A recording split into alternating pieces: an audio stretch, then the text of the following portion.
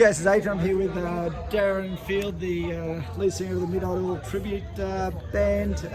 Fabulous night here at Campbelltown. Good night. Bundle of energy, bringer of joy. Darren, Thank tell you. us about your favourite t-shirt, your rock t-shirt. Oh, it changes. Yep, It's surprisingly at the moment it's not a Midnight Oil shirt. that's okay. I bought a t-shirt about a fake band in a fake concert.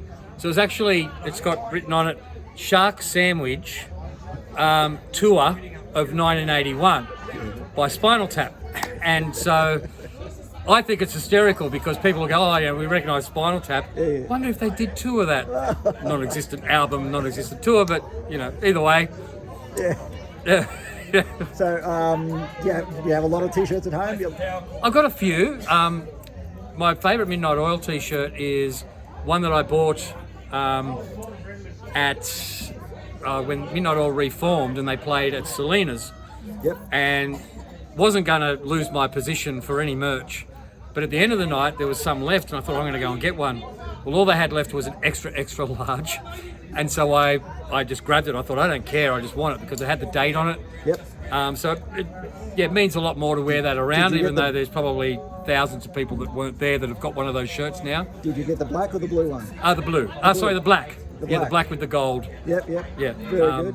Yeah, it's and the other one that would be my sort of hang on to, don't wear it that much brigade, unless I want to show off.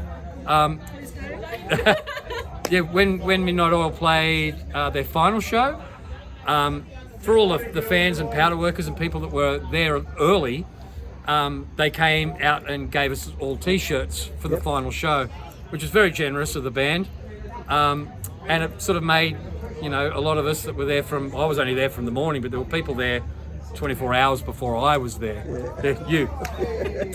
Well, I won't talk about the psychiatric help needed for some of those people. But the shirt, I like looking at the shirt because it was there. So I just wish I had my favourite shirt, and I'll send you a photo that you could probably splice in, cut that. My favourite shirt that I had as a kid was The Generals Are Coming, and it used the little pink man with the nose thingy going on. Yep. And I used to wear that all the time, and I wore that to my first ever big concert, which was in 1984 at the Hordern Pavilion again for Midnight Oil. It was awesome. So I wish I still had that shirt. I didn't know the value of shirts as a 14-year-old. You just Of course, wore them. you just wear them. Yeah, you just wear them, and you don't think, oh, one day someone's going to go, where'd you get that shirt from? You just wear it to death. They fall apart, and then Mum goes to Lowe's and buys you something else. You're thinking, wow, that's not very rock and roll, Mum. But you're 14, 15 years of age, so you just deal with it and move on. Do you have a favourite? Doesn't have to be Midnight Oil, but do you have a favourite song or album that you have at home or on streaming or whatever? I'm liking the new Jim Magini album that's out. It's basic, like it's just piano and drums and a bit of bass in there. Yep. When they're playing live at the moment, there's no bass, but it's good. It's creative. I like the fact that they're still musical and they're still doing things. And you hear elements of this could be a Midnight Oil song in there, and there's other parts that it's like Midnight Oil would never play this song, but it's a Jim Magini song, so I'm listening to that. I'm not a Spotify sort of guy. I refuse to get memberships of things that I forget about. Yeah.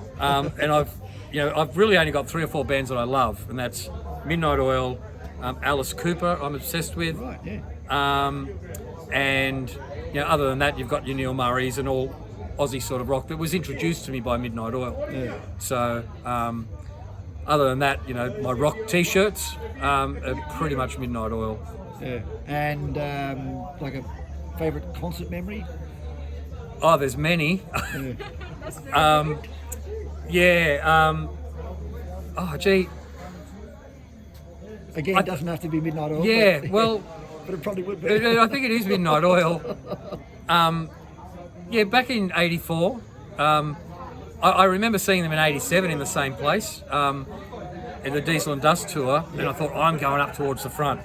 Well, silly me was about 4 or 6 people back, squashed in like that. 1987, there was no laws in, now you can go to a concert and you can pretty much do this and not hit anybody. And Shona Lang came on, soloist, had orange peels thrown at her. Yeah. Oils, poor girl. Poor girl, yeah. But at the time, get off. You know, we had a band that we wanted to watch. And they came on and the crowd just went, "Zoof," and it was hot. I was almost faking death at one point just so I could get a sip of water. It was not fun. There was a girl behind me saying, you know, if you don't move, I'm going to burn you, because everyone smoked. Yep, everyone had a lighter, yeah. Yeah, and so I just thought, it was about 3 songs in, and then they played Hercules, but I was up the back at this stage, about 30 degrees cooler, and I just had a ball. I was just on the seats and just, you know, 17-year-old Darren just swinging the arms in the air, and I didn't care.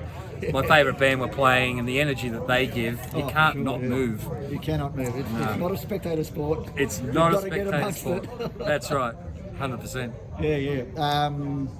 I think that's about it. Well, yeah, again, Darren, maybe you could put a word into for Peter Garrett to come on and actually do one of these interviews for me. Oh. It might not help, but you never know. Well, Peter, I know you've got some rock shirts.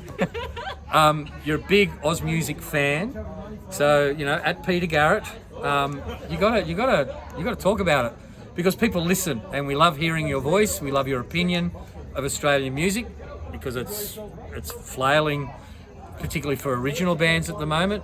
Come and talk to Adrian. Yeah, talk to Adrian, because we'd love to hear your view on shirts and stuff that you've worn over the years, and stuff you've got at home that you think, yeah, I'm going to wear that because I love that band. Would you like to tell Darren about your story back in the time you could go back in time, you would do it? Oh yeah, I lived just up the road from the head office in Glebe Point Road. Oh, yes. And I'd often see Pete walk along, and I'd sort of peek in the window and see the office when I walked past. And yeah, one of my regrets, I guess, like not knocking on the door and saying, "Oh look, could I be a roadie or something for Midnight?" Could I have a nice Volvo? They're looking like they're going to be going mouldy in a couple of days. Yeah. Anything, yeah. You used to play drum as well. I used to play drums, back in the day. Yeah, I'm a drummer. I'm probably a better Rob Hurst than Peter Garrett, to be honest. Rob, we want to hear about your T-shirts as well. I am so hard trying to get Rob to come on. Yeah, I've been trying. Yeah.